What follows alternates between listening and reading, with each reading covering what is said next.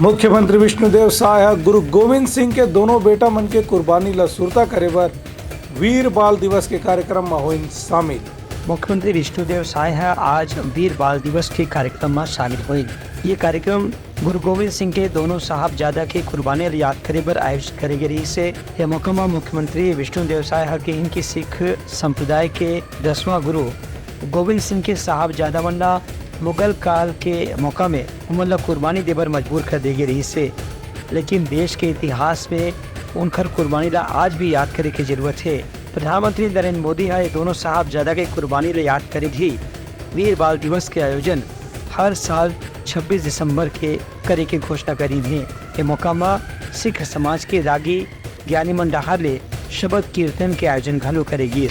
आज बाबा जोरावर सिंह और बाबा फतेह सिंह जो मात्र 9 साल और 6 साल के थे,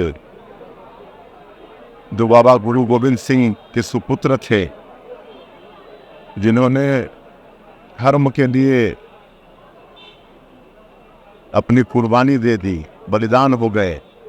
अगर मुगल शासकों ने उन्हें दीवार में चुनवा दिया, ऐसे दोनों साहबजादे के शहादत को आज हम लोग यहाँ पर नमन करने आए थे और गुरु ग्रंथ साहिब गुरु गोविंद सिंह से आशीष मांगने आए थे कि छत्तीसगढ़ में खुशहाली हो, समृद्धि हो और एक भयमुक्त प्रशासन है।